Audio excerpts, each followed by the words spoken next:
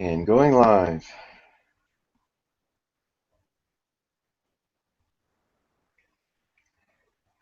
Hello, YouTube audience. Well, that's how I always start these things. So I feel like it because it's such an absurd thing to do. Welcome to ACIM Workshop. And today's workshop is on the Holy Instant and attitudinal healing.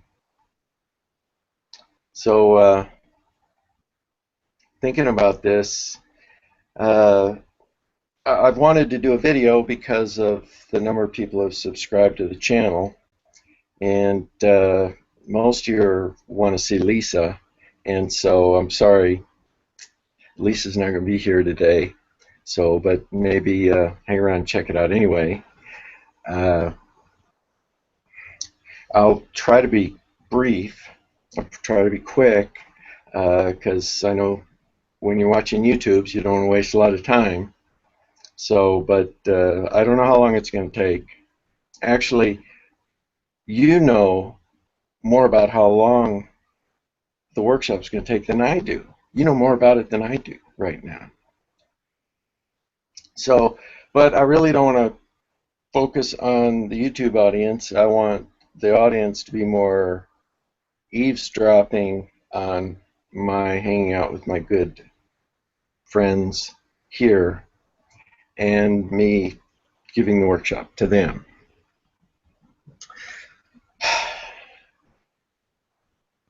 So, the Holy Instant and attitudinal healing.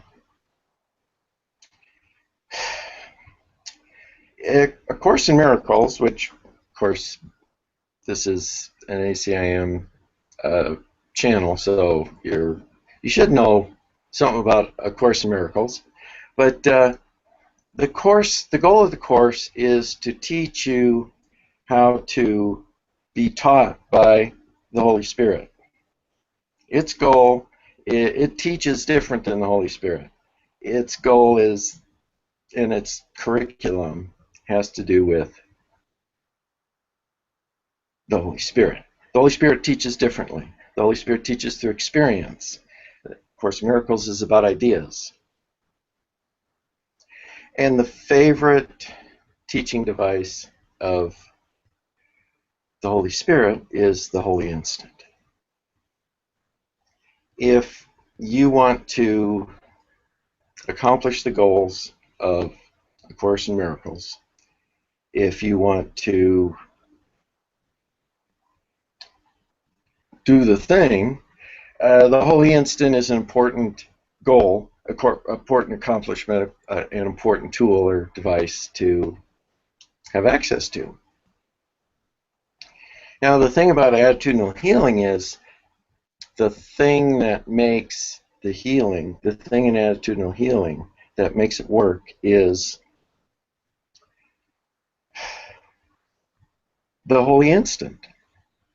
Jerry Jampolsky came from the Holy Course in Miracles, so he knows all this stuff, but he presents it in another way. He's got a different approach, a different strategy. But without the Holy Instant, there is no healing in attitudinal healing. It is the same phenomenon, and so they both inform each other. The more we know about attitudinal healing as a course student, the better equipped we are to go to the Holy Instant, and vice versa. So I'd say as a course student, I would suggest that you go find your local attitudinal healing support group where you can practice applying what you're learning in the course in real time and go to the Holy Instant and have that effect and share it with other people in a room. I mean, the Holy Instant happens in a sit-down reading group, but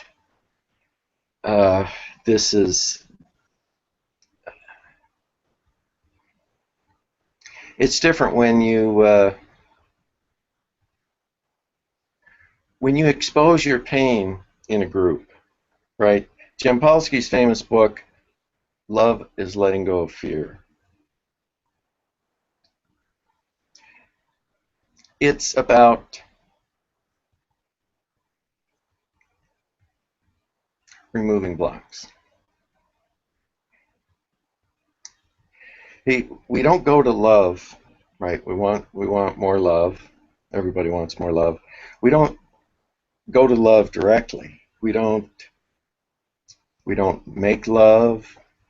We don't manufacture love. We can't fake love. It's like love is. Love is already here.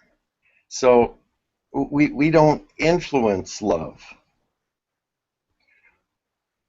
What we do is reveal it. We reveal the love that's already here, the love that already binds us.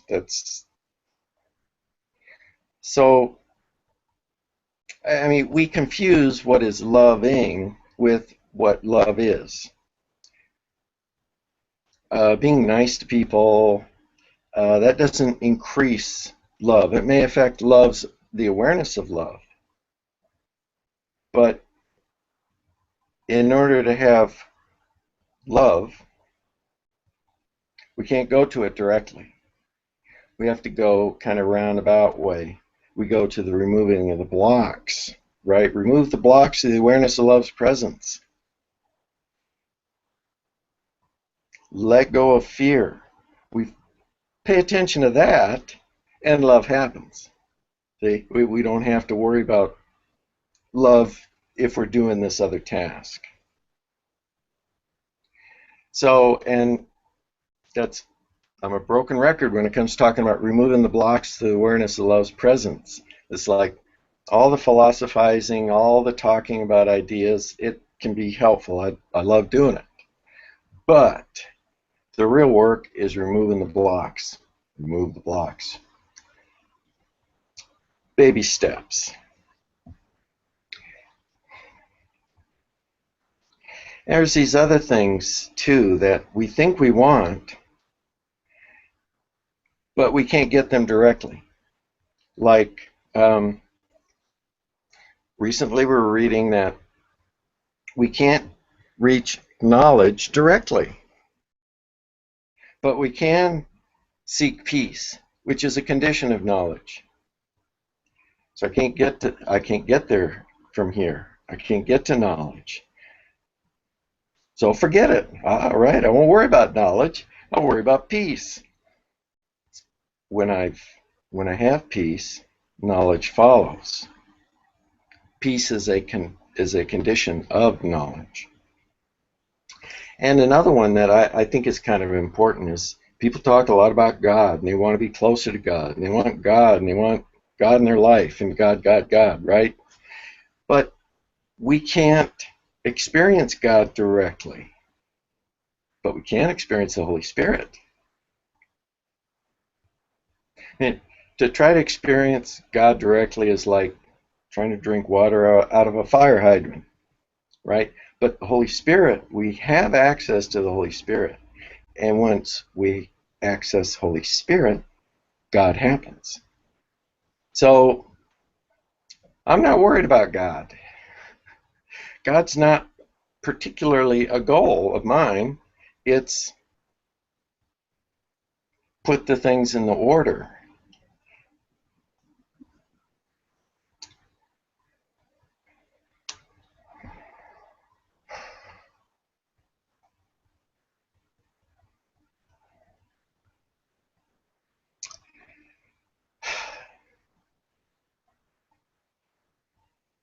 So, but to start, I want to talk about this, well, I guess it's kind of a myth or a parable, a little story that's going around about the two wolves.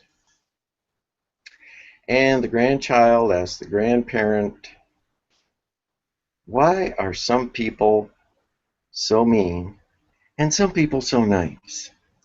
And the grandparent says, well, it's as if inside of you there were two wolves. One white, that's all kindness and caring, and a black wolf, that's all greed and hostility. and they're fighting for control. Ooh, the grandchild says, which one wins? And the answer is the one you feed. And people really like this story. And it is true, right? We prefer, if you've ever had a black wolf for a neighbor, if you've ever lived next door to a black wolf, you understand the preference for white wolves. Yes, we prefer kindness and niceness to, right, hostility and arrogance.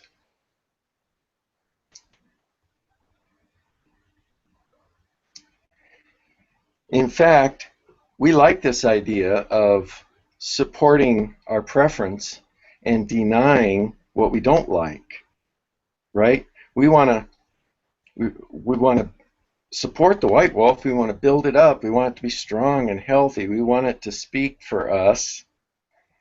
And we want to starve the black wolf until it's skin and bone. We want to destroy the black wolf. This is how we think. Right, we carry things to an extreme. White wolf good, black wolf bad.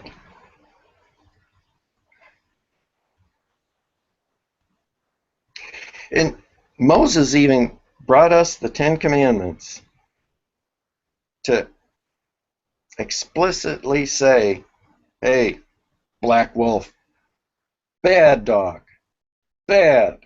Don't do these things. Deny your black wolf urge, or at your peril.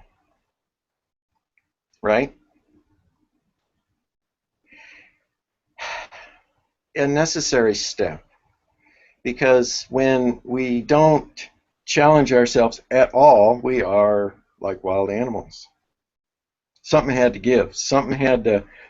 We had to pull back as a, well, at the time as kind of like a society, as a culture,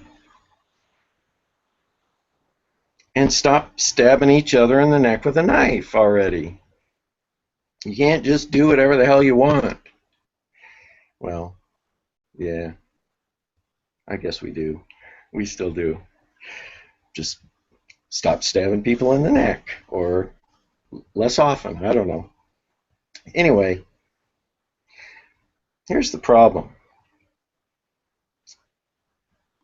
And we've noticed problems when people try to suppress or deny their nature. That doesn't work. It causes the black wolf to like be a fear biter. It causes it to overreact. When we suppress or repress urges, right, they squirt out in unconscious and really unacceptable ways.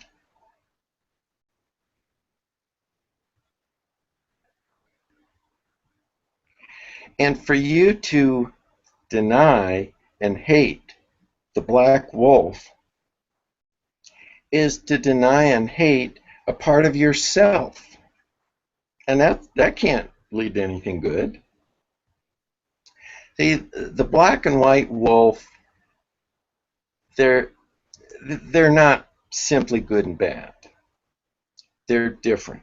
They have different agendas, different strategies, different thinking. The black wolf, it looks into the future and sees doom and gloom. It is the voice of fear. It's not going to work. Be careful. Look out. Well, that actually, it doesn't always speak in such a calm voice. Sometimes it's, look out. And the white wolf, looking in the future, is saying, oh, don't worry. It'll all work out. No problem here. And in the moment, the black wolf is cynical, is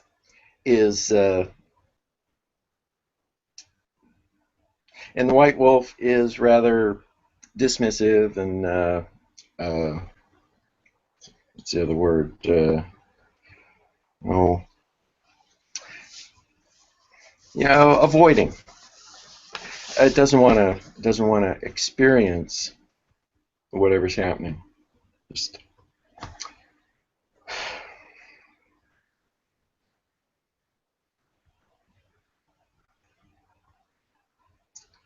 but they also, the white wolf is nurturing. The white wolf is has empathy and is helpful, and the black wolf is productive, is organized, is tenacious. It's only in the extremes of their expression that they're uncomfortable. These two wolves go a long way in explaining human nature, human behavior, why we feel what we feel, why we do what we do.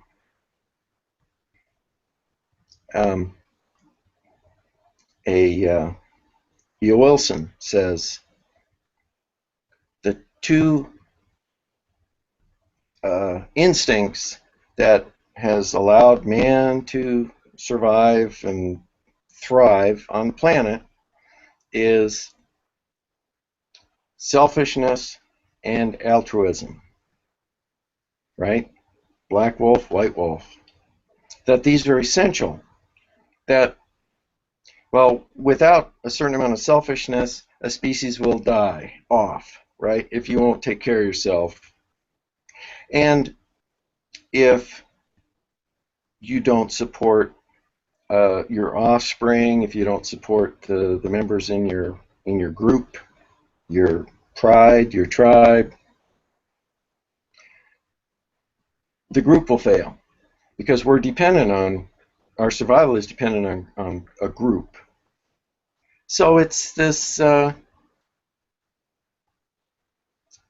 they're both honest survival drives in us. They're natural and essential for human bodies. It's just that as we grew up, this urge has gotten distorted and twisted out of shape. So now our survival is acted out in strange behavior.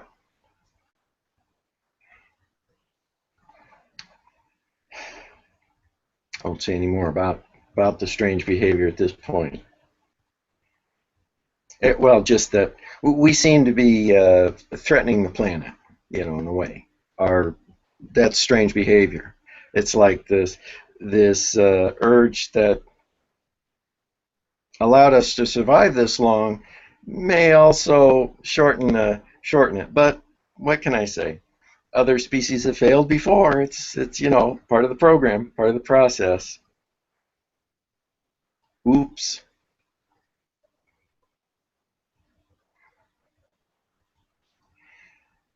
So here's the thing. It's not white versus black. It's not selfish versus altruistic. It's balance. It's not being stuck in one or the other. It's not I am only this and not that. It's the balance between the two of them. And this, you may have noticed while I was talking about the wolves how it also lines up with the left and right hemispheres of the brain, right? Where the black wolf seems more left brain centered, with doing, with cause and effect, with linear thinking, and the white wolf is more dreamy, more imaginative, more uh,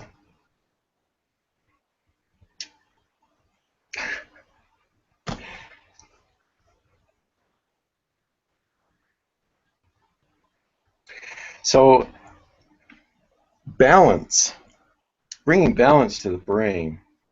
I did a program once back in the 80s, and it in it we were doing muscle testing, kinesiology, and we were asked to recall a traumatic event, and then we tested, and everybody tested weak, and then we were asked to do the cross crawl, which is touch your left hand to your right knee as you bring your right knee up, and opposite, and you go back and forth. And I'm not demonstrating right now. So, and then we tested again, and we tested strong. Cool. What happened there? The theory is that in this cross crawl, I activated both halves of my brain. That during the initial trauma, my emergency response system was only part of my brain was active, like in desperation. And so, because only part of my brain was activated, I was unable to effectively integrate all this stress. Because I couldn't integrate it, became trauma.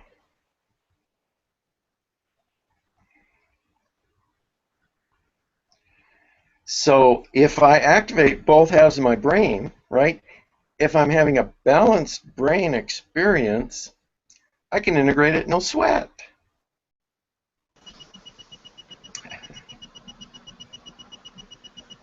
Hey, Martin.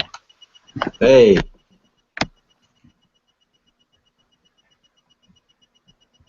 Sorry.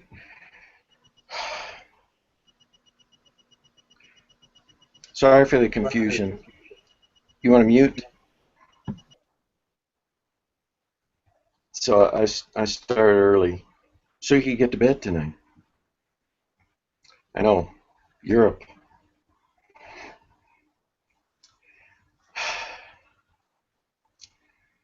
Um,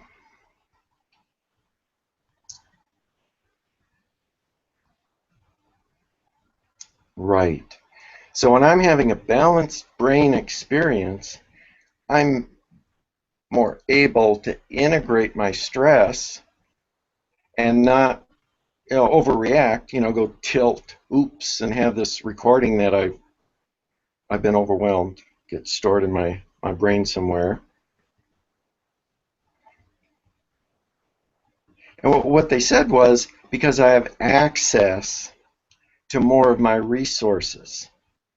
You see, and this is the problem with saying white wolf good, black wolf bad, is that we're denying resource. We don't know what productive thing it offers, but to say no, we won't have access to any of it.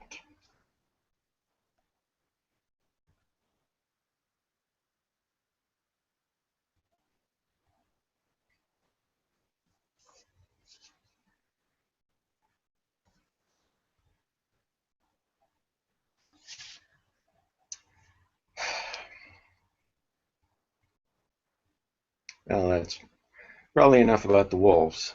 Um, there's so much fun stuff to talk about, and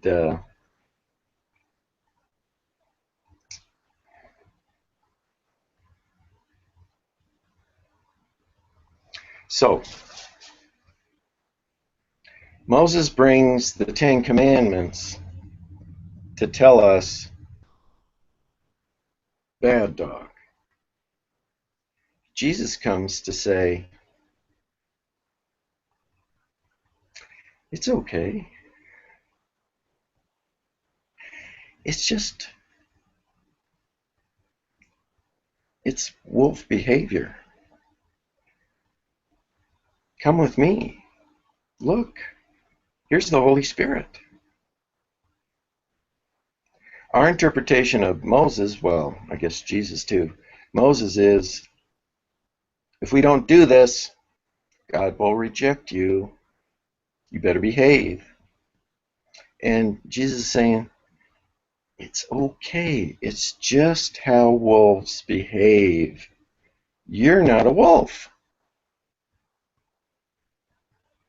See? Love is, and you can choose Holy Spirit. This is you. This is your option. This is your choice you can make. So come with me. Right? From this vantage point, we can see our animal behavior and distance ourselves from it. We can observe it from a distance. And from this distant view, from this vantage point, we can also see the Holy Spirit. And we can choose either.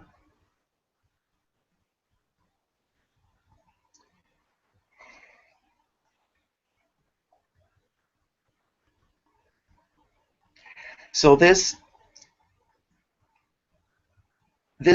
vantage point, this observer position, you look at your behavior from this point objectively. You're not experiencing anxiety about the foolish things you do, right? You're not embarrassed. You're not upset because you're observing the wolf behavior. You aren't being the wolf behavior. And this dissociation is very important because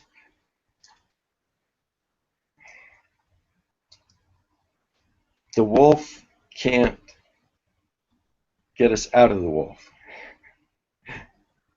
right? It can't guide us out. We needed Moses to make us more peaceful wolves, but we needed Jesus to tell us, oh, you're not a wolf. Wasn't that his message? After the resurrection, we are not bodies. Look, they destroyed my body, but they didn't hurt me. Ta-da!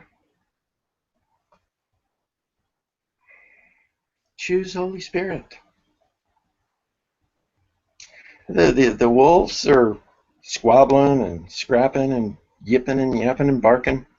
Very compelling. Very distracting.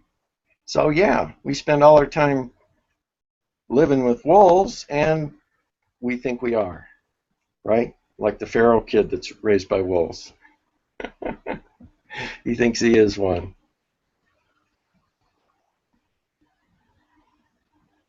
Only we were raised by our ego, and so we think we are one.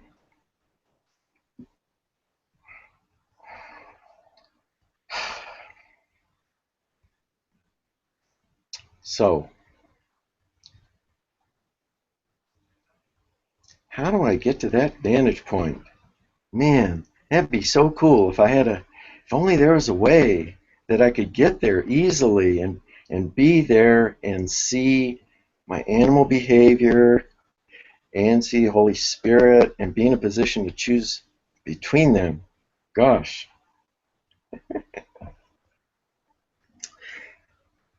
Well, yes, we have just such a technique, a rather clever tool, I must say, and we're going to practice it in a minute.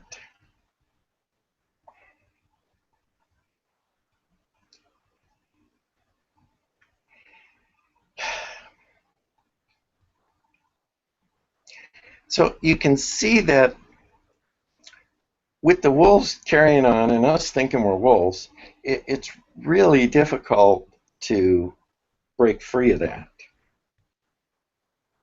So the technique has 3 steps instead of just a single step. 3 steps shortens shortens the gap and makes it easier to accomplish the goal.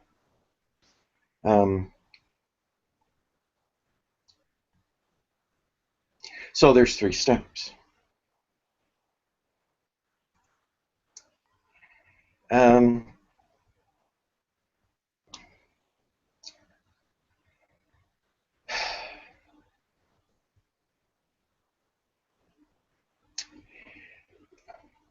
The importance of having a technique, the importance of being able to do this on command, to have the ability to practice it, nurture it,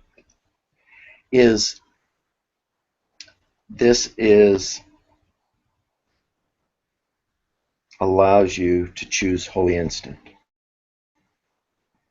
And this is also the state of mind in attitudinal healing. This is the place where we listen from. When we're listening to somebody talk to us with our wolf brain, we're reacting. We're thinking. We're going 90 miles an hour. We're not absorbing. We're not listening to what they're saying. We're not receptive. We're only receptive to our reaction to what they're saying.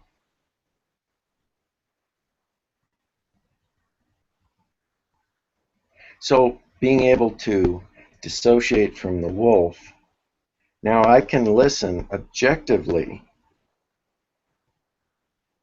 but also with this, I'm not sucked into your story because I know it's just wolf. It's wolf phenomena. I don't need to take it seriously in this instant, right? I don't help you. I'm not helping you by reacting to what you're saying. You may want sympathy, but what you get is empathy. So having a tool, having a technique to practice is really important to attain that state, right? This mindfulness. And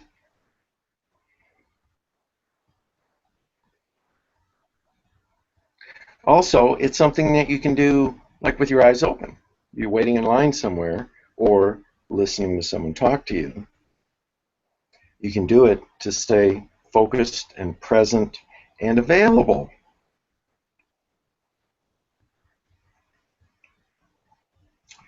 So,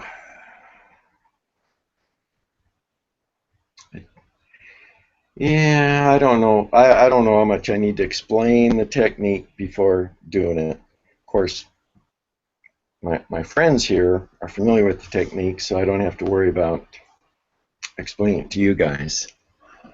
So,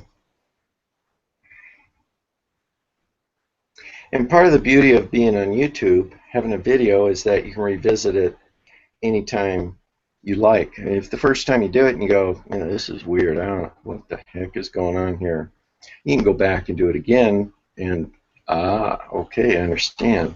Yeah. So,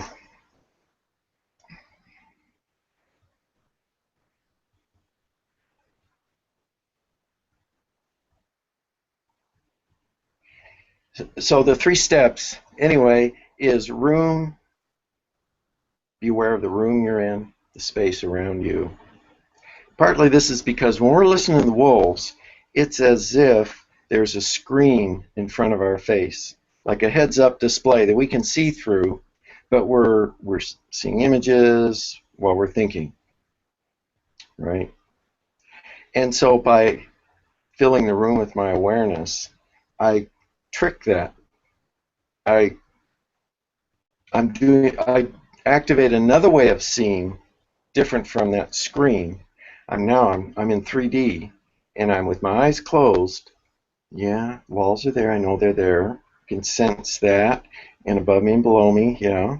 And there's even corners around me. Okay. See, so now instead of projecting an image in front of my face in 2 dimension, fantasy. Although my eyes are closed and I'm still fantasizing, it's much closer to reality than anything the wolves have to say.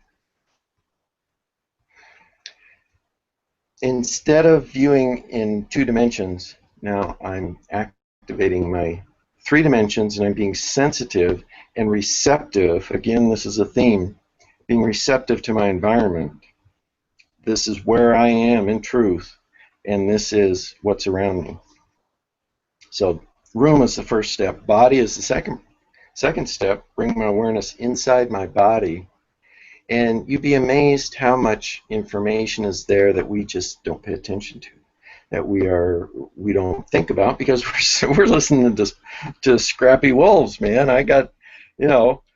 This is important stuff going on here. I got no time to feel the coolness on my hand, the pressure of the seat against my butt, my back, any emotional stuff going on inside my body. I'm not paying any attention to that stuff.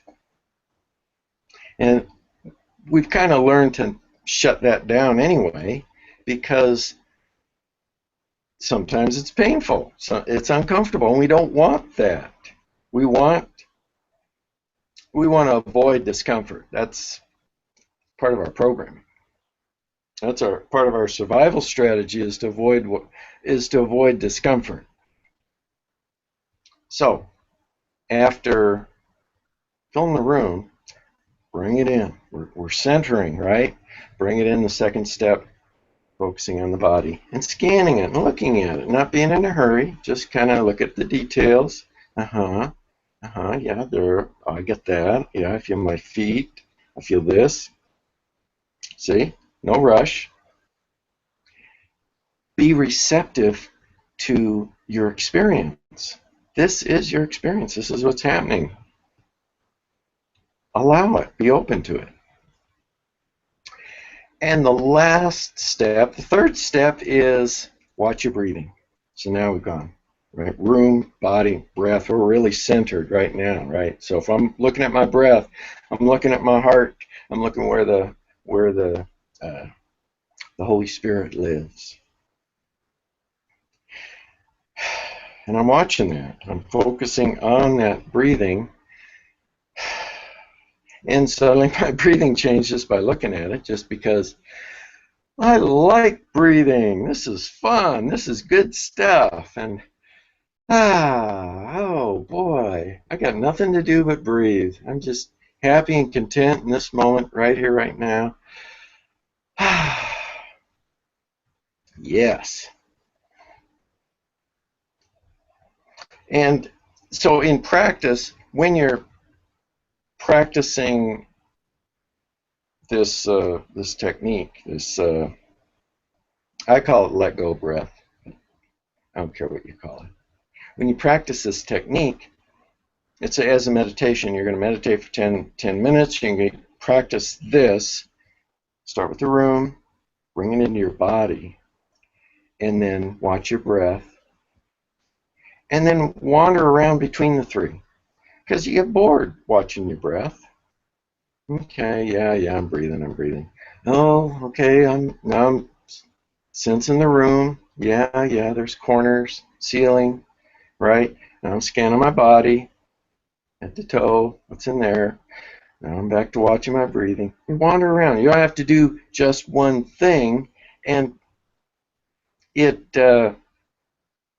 contains this natural mind-wandering tendency in meditating, right? So it's like, well, if I'm concentrating on a mantra or a candle flame and I wander, well, it's like failure. Well, but if I wander from my breathing to the room, I haven't failed. I'm just doing something else, but I'm still where I need to be. You see, because I'm dissociating. I'm losing my involvement, my attachment to the wolves, which is the goal.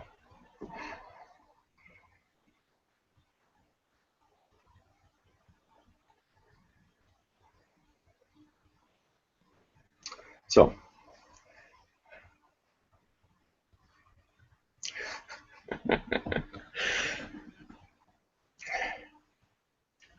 Go ahead and make yourselves comfortable and close your eyes.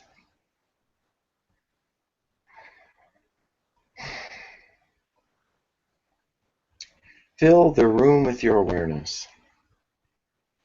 Get a sense of the ceiling and the floor and the walls around you.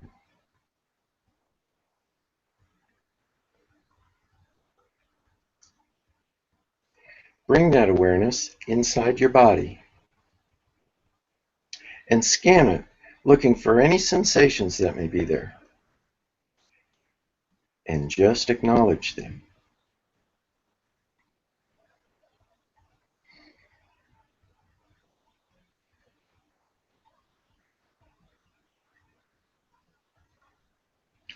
Watch the rise and fall of your chest as you breathe. And as you exhale, completely let go.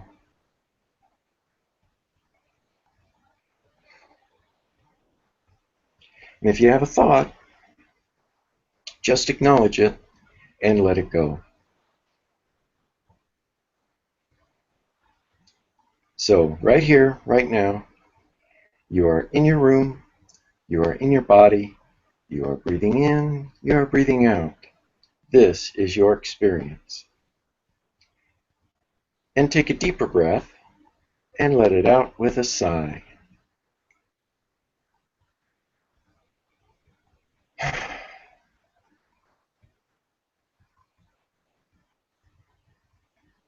Watch the rise and fall of your chest as you breathe.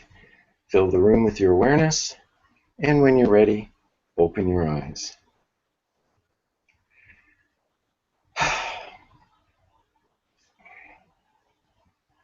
So I like taking the steps in, but also like taking steps back out also. And I forgot to mention something I noticed when I was doing this, that when you're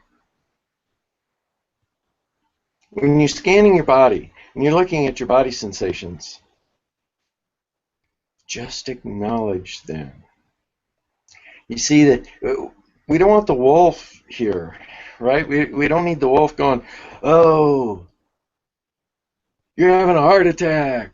You know, we don't need the wolf getting involved in this, because every opportunity, right? So that's why I say, just acknowledge it. Just look at it. Just be with it.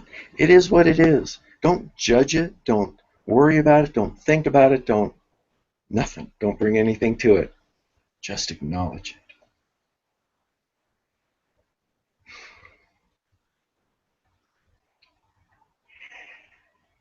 So the wolves seem to live in our hindbrain, right? The old animal primitive brain in our evolution, right? The brain, the same compartment, the same part of our brain that we share with mice and wolves.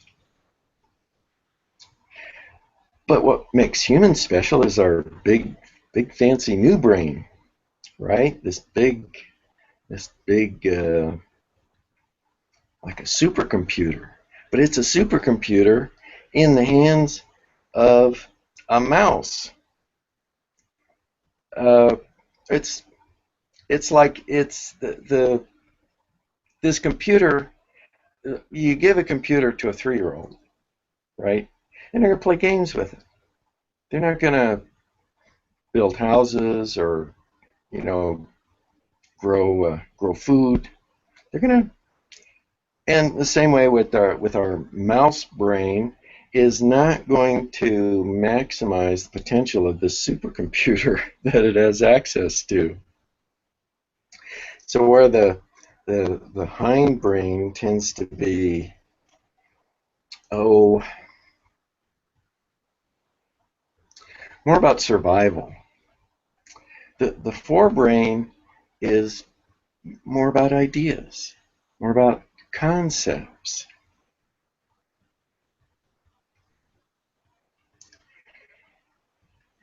When we meditate, when we practice any strategy to dissociate from the hindbrain, we're moving. If we could see this brainwave activity, we could see activity in the forebrain, normally predominantly in the hindbrain. So as we practice some new activity that activates the forebrain, not only does it help us dissociate from what's going on in the back, from the wolves, but it brings balance fore and aft to the forebrain and the hindbrain. You see, the same beauty happens when we balance front and back. That happened when we balance left and right. See, we don't want to live in our forebrain. We don't want to live in ideas and forget to feed ourselves. And we don't want to be stuck in our hindbrain. We don't want to be snarling animals all the time, right? Or whatever way that animal may exhibit its behavior. But it's balance, because they're both resources. So this is what we do when we start visualizing differently, when we start visualizing in 3 dimensions, that I am here in my room within these walls, ceiling and floor. I'm moving my brainwave activity to the forebrain. And when I'm looking at inside my body, again, more, I'm looking with my forebrain. I'm bringing activity to the forebrain. The animal brain can't choose Holy Spirit. But when my brain is balanced, left and right, fore and aft, that's when the Holy Spirit becomes the natural, easy choice.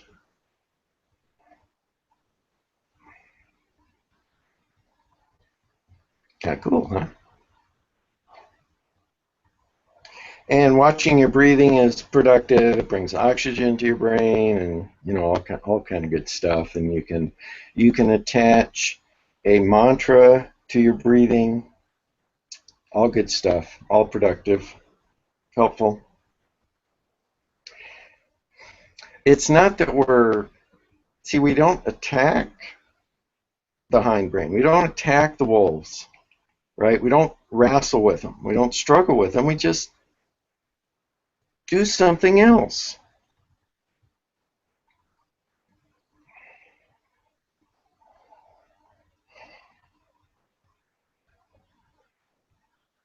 So if left and right brain put us in a position to better integrate stress, fore and aft added to that, we're really listening now. We are at our peak of receptivity. When I'm listening to the wolf, it's like it's got my full attention. Blah, blah, blah. Thought, thought, thought. There's no room for me to listen to Holy Spirit. But when I'm in a balanced brain state, now there's room. Now I'm receptive to being taught by the Holy Spirit, by having a Holy Spirit experience. And I don't command the Holy Spirit to do anything. It's ready. All I need to do is to make a little space, have a little opening for it, allow it into my, make some room.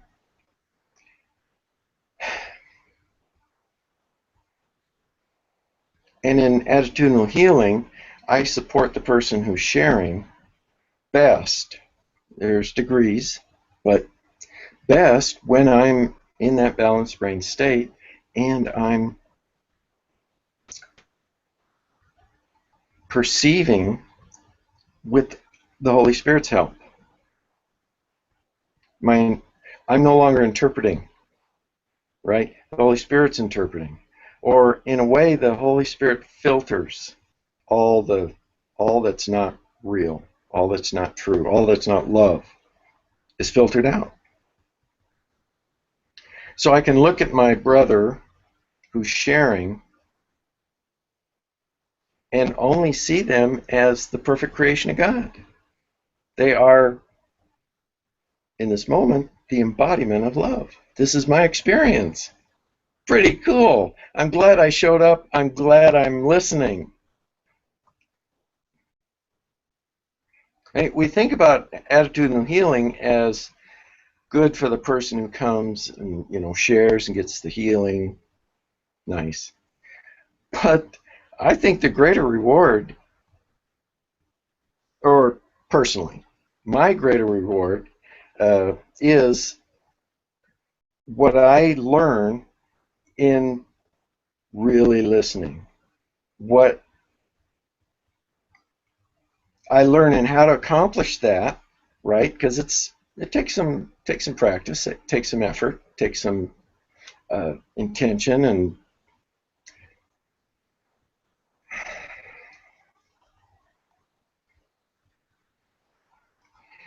but what I gain from making that space for the Holy Spirit, what I learn through that experience, which it's beyond ideas.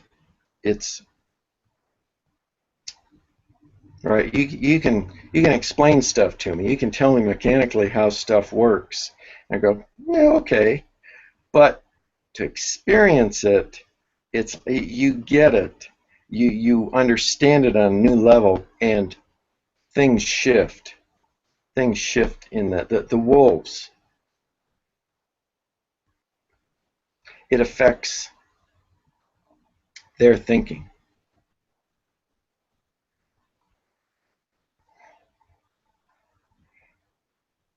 So, yeah. Now, part of the reason that I've talked about the wolves in this context is, as long as we identify with the wolves, as long as we cherish, worship the wolves, there's no escape. We can't. There's no release from them. We're caught like a dog with its tail in its mouth, chasing its tail. So purely intellectually, I want you to see it as undesirable, or I don't know if that's the right word, just not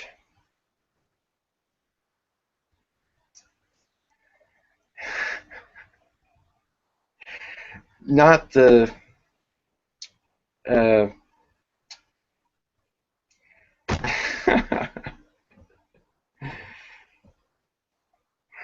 so that you can suspend it.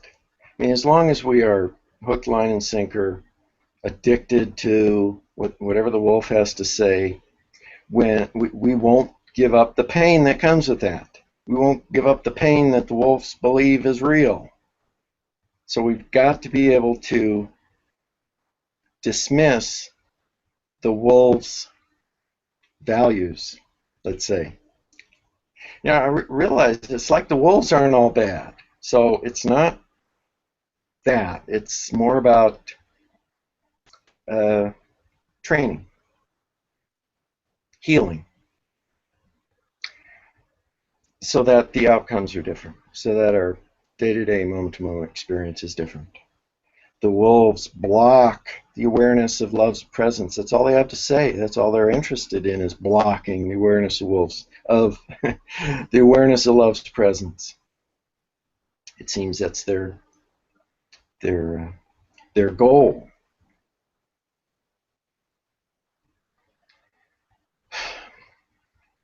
So I want to talk a little more about what's going on in the brain. I'll be brief, but it's kind of interesting, and kind of the final uh, a final idea about it, and that's what actually happens when we're having an emotion. Where do our feelings come from? Where do our thoughts come from? What is the mechanism of that? Because it is a mechanism. I mean, the black wolf is it's like it's a computer program, and it's got a fear generator, and it just spits out fear thoughts, fear thought, fear thought, fear thought, and we don't even notice when we reject a fear thought because it's so absurd. But if one makes sense, we go, ooh, whoa, that could happen. I better take care of this. This could be serious, right? We don't we haven't devalued the fear thoughts because we don't really pay attention to them. I talked earlier about how we integrate stress, and when the stress is overwhelming, it's a trauma.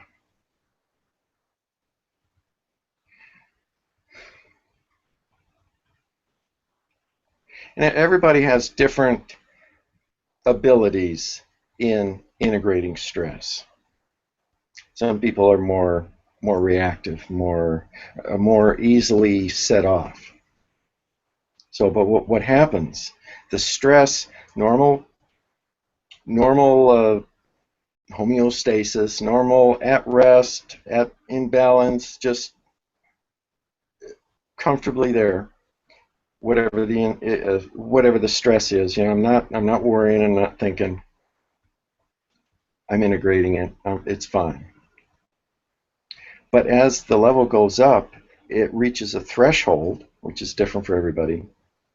And now it's like, uh-oh, alarm bells sound, too much stress, I can't handle this, I don't know what to do, I'm confused. The initial response to this, going above that threshold of stress, is fear. That's why it all starts with fear. So depending on the nature of the stress, I could have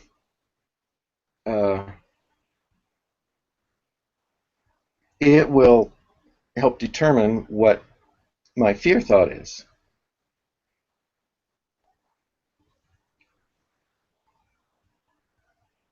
So now I have a fear thought. I'm thinking. I have a fear thought, and I've forgotten what the stimulus is. I'm not thinking about the stimulus anymore. I'm thinking about my fear. And now I'm thinking about my fear. I'm feeling vulnerable. So now I've gone back. Now I'm feeling vulnerable. And now, because I'm vulnerable, maybe I'm angry. I want to solve my problem. This is a difficult situation I need to deal with. But so where am I in all this? When do I check in? When do I see something? When does it get my attention? It may not be until I'm already angry that I know something's wrong. And I'm angry, and I don't know all the steps that came before it that led to the anger. And I certainly don't know the trigger.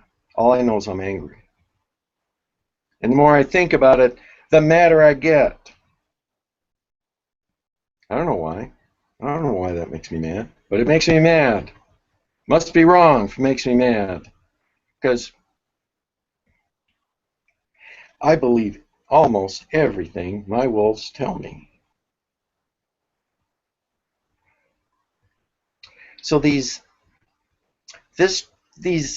what do we call it? The problem with this system is it may keep my body alive. Okay, it's worked for the survival of the species as a system, so it hasn't had to evolve into anything else. So, right, there's no stress on the species to fix this.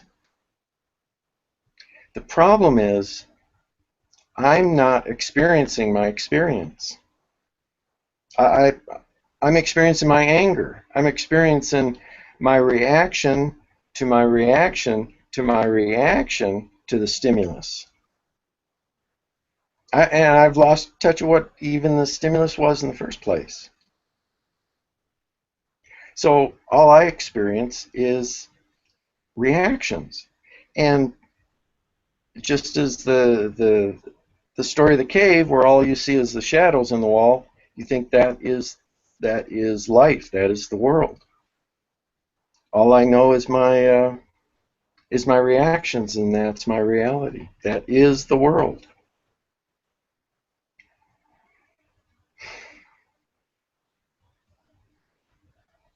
What is my experience? Can I have an experience and not judge it and not interfere with it? You see, if it weren't for all this distraction, I would comfortably experience my experience. I would know what my experience is. But this is an impediment. This is a wall between me and my honest, actual experience.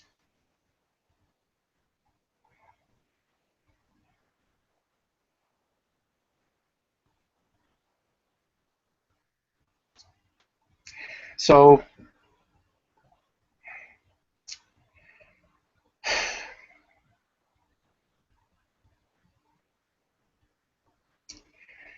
doubt the wolf.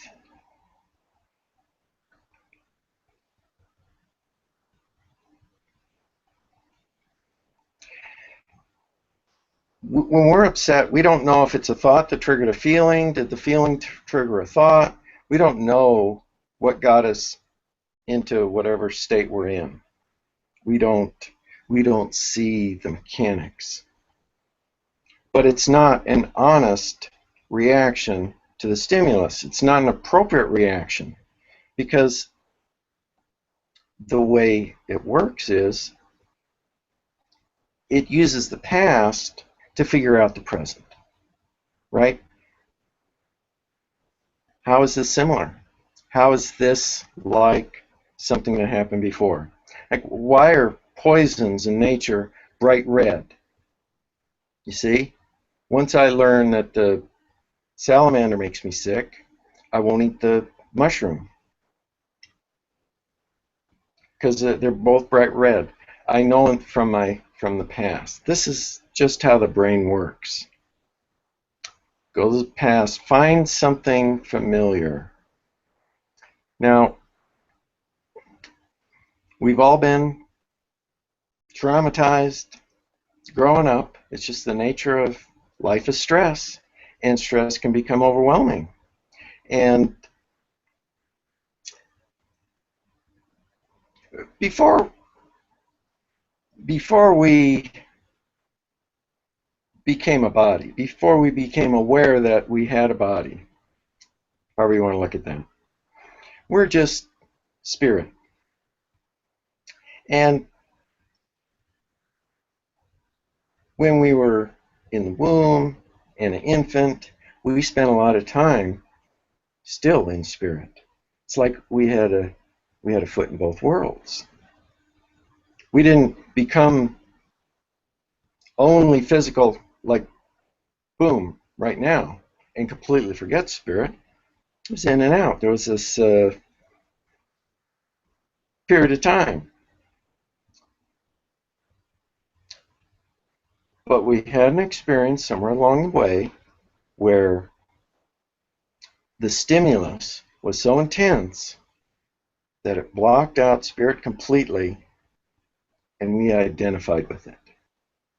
We identified with the pain, and that became us.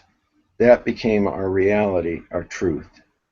And we lost touch with spirit. Because now that I'm in this pain, I've got to listen to my nervous system. I've got to listen to my body in how to solve this problem.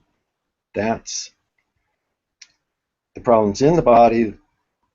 The problem will be solved by the body. I got to listen to the body for my survival because I'm overwhelmed. I'm like at the risk of death here. And this could be any number of things, like if you're a blue baby. Traumas for infants, there's plenty of opportunity to have this overwhelming physical experience. So we listen to the wolves because we think our lives depend on it. It's important. But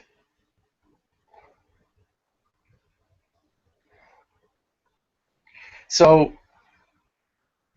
we go to the past and we pull this recording because whenever, well, everything's recorded, but you had a trauma.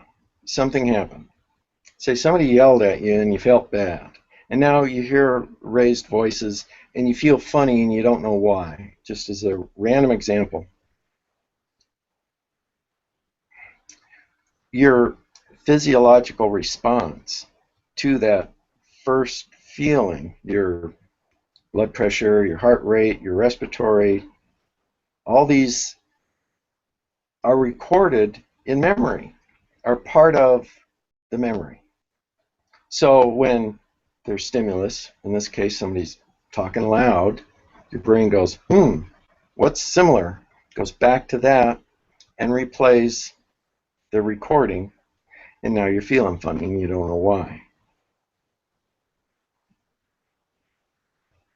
So all our upsets, whenever we're upset, it's a recording. Something is being remembered, something is being recalled, played now. And when we have a thought and a feeling at the same time, we think it's real. We think it's bona fide. It's 100%. Oh yeah, I feel strongly about this. And we're stuck. That's why the educational part of our process is important, so that we can learn to know better, so that we can stand up to this when we do it and go, nah, I know better. It's not, this is not relevant. This has nothing to do with what's actually going on. And this is also the pain that we take to the Holy Spirit. This is the pain that we share in attitudinal healing. This is the home of the blocks. It's not so much the operating system of the wolves that's the problem. It's the information that the wolves shuffle, that they access and promote. And that's where the healing takes place. That's where the blocks lie. And that's what's distracting us from our true experience, which is just floating in a pool of love. Couldn't get closer to love.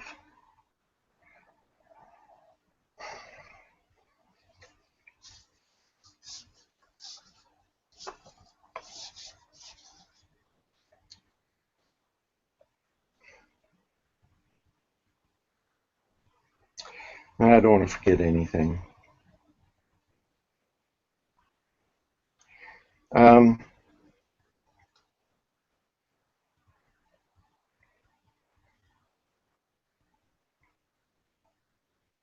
Another thing to devalue the wolves is that everything they offer is fantasy,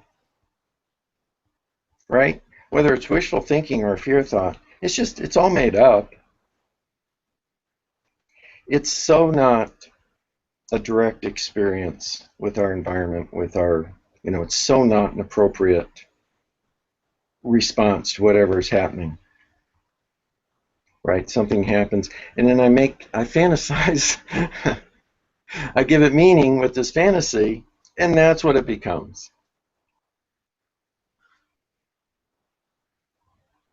And this is what we've done. We build concepts about things, right? Like our self-concept. We have an idea who and what we are, and we give the concept meaning. That concept represents what we mean. What's life all about? What's the purpose of life? It's in there in our self-concept.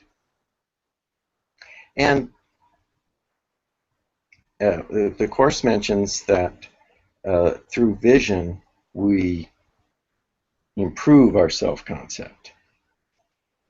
Our concept of ourself has evolved since we were little. When we were 2 years old, we had a very different self-concept than we do now, and it's constantly changing and evolving. And hopefully getting better, right? We're studying good things.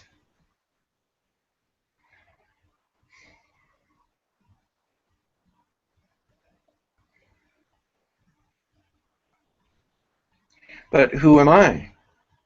You see, I identify more with the concept of myself than I do with myself. Maybe this is why they say, know thyself.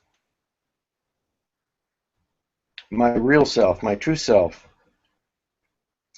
And I have concepts about God, I have concepts about the Holy Spirit, I have concepts about healing, concepts. And since they're all we know, and we have an emotional attachment to them, we're kind of stuck with them. Reality becomes an imposition. It becomes a threat to, wait a minute, I already know this stuff. Reality, get out of here.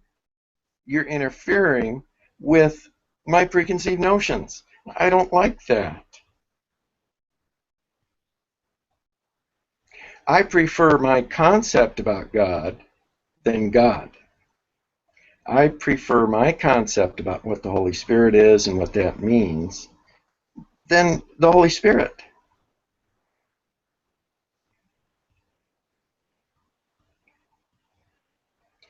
So we can, when we're listening to the wolves can seem to give us advice on how to heal and how to improve and do things. But their reference point is concepts. Everything they're saying is based on concepts and not reality. So, and one of the things about the wolves is they want action now.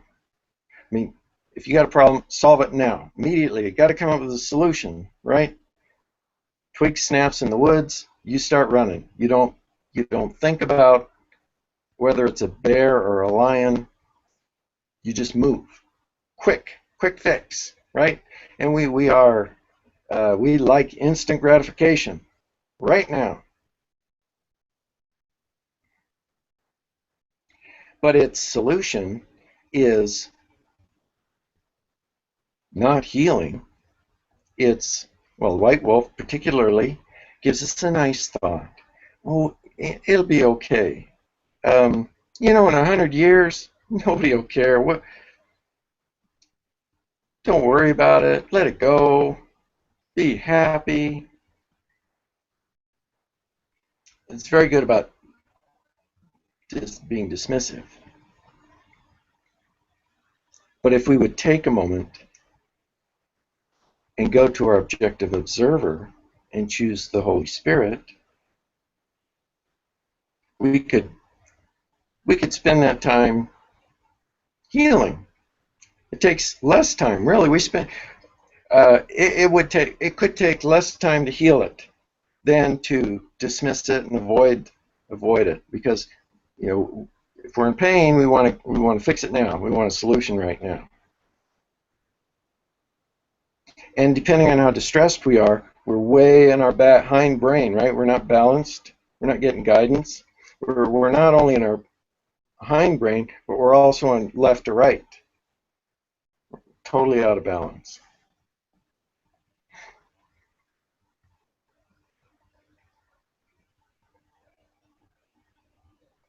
So here's the progression as I see it today anyway.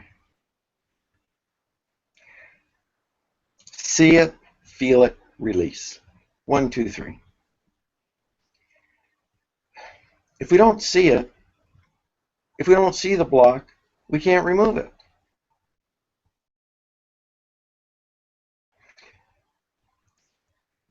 Seeing, it's different kind of seeing than just being aware of something. This seeing, this first step, this seeing is seeing from the objective observer, not as a participant, but as a spectator. And looking at it from that point of view, we dissociate. First step, dissociate from the experience. Now we can look at it and see the situation and look at it. The next step is to feel it, to associate with the experience of the body, but not the conclusions of the animal brain. You see, without the thinking of the animal brain. It makes a big difference to just feel your experience and not judge it and not make a big deal out of it, because that's, I mean, we are so conditioned to do that.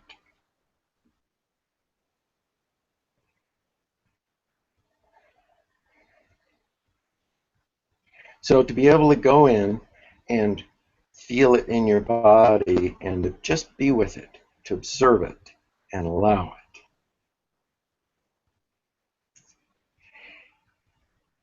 And from there, the release is the natural next step. In fact, it's so obvious and natural, it's almost not even a step, but it happens.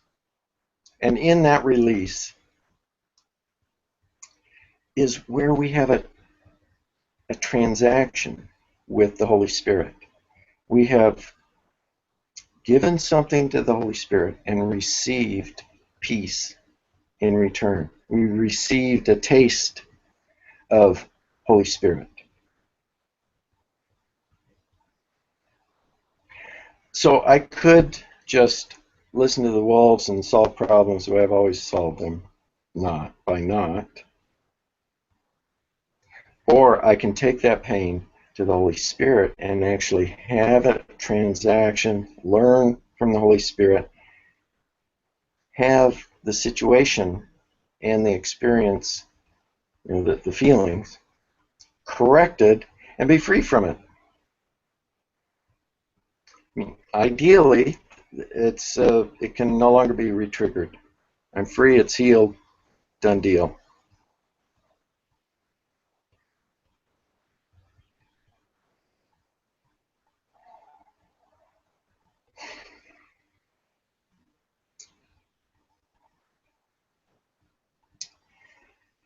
I see my part as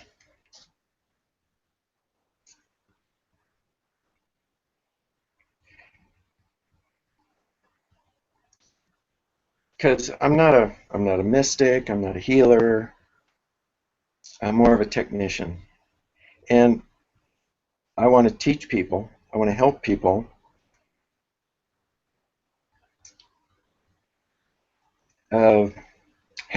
reach the conditions necessary for the thing to happen. I want to teach block removing so you can have more love. Each of these steps, the see it, feel it, and release, there's all conditions necessary for them to happen. And when you meet those conditions, it happens naturally. None of this stuff can be forced. And the Course talks a lot about this is a condition necessary for this other thing to happen. And I pay attention to that. Okay.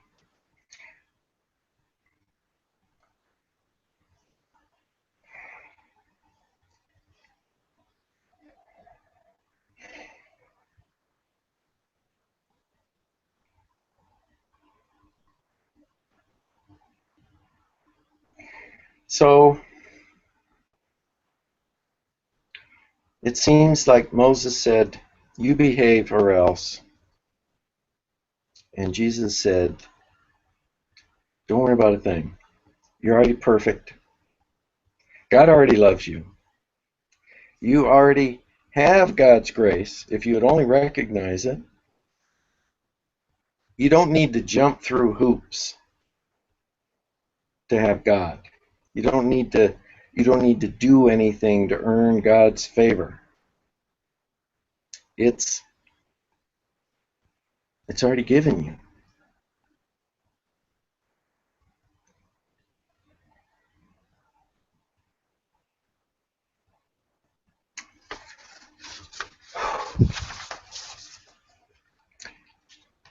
So I think I'm done talking.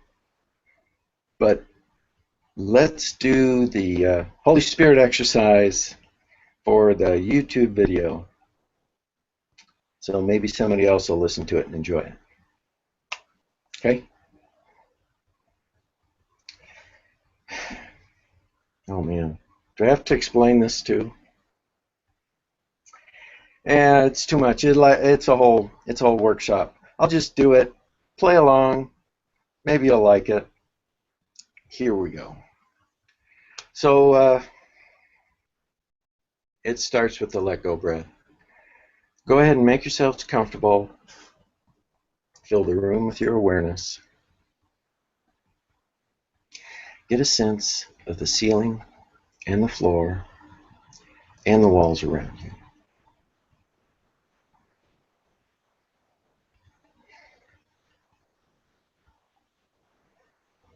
Bring that awareness inside your body.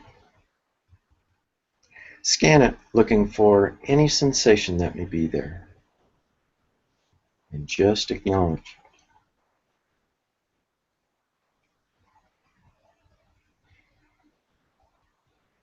Watch the rise and fall of your chest as you breathe.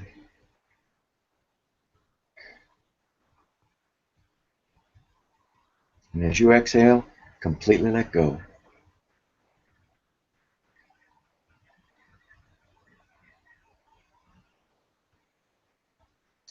And if you have a thought, just acknowledge it and let it go.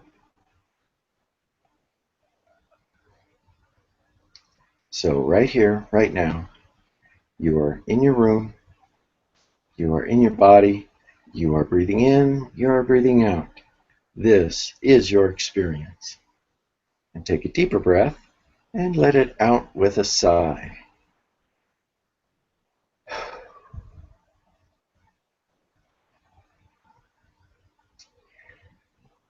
There is no death. You are not a body. You are free. You are still perfect. Take a deeper breath and let it out with a sigh.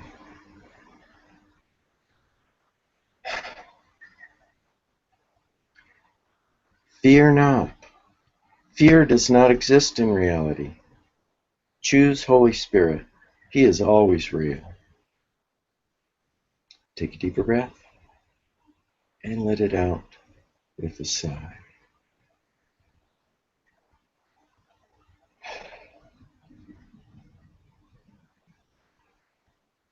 Anger is never justified. Choose again. Trust Holy Spirit. Take a deeper breath and let it out with a sigh.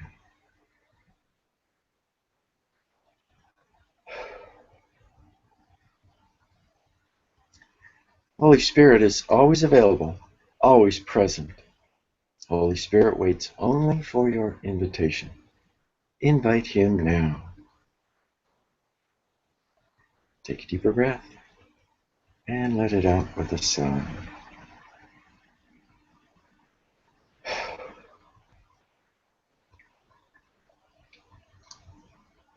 So, right here, right now, in this holy instant, we are one and nothing more.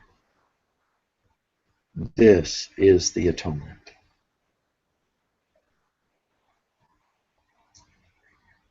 Watch the rise and fall of your chest as you breathe. Fill the room with your awareness. And when you're ready, open your eyes.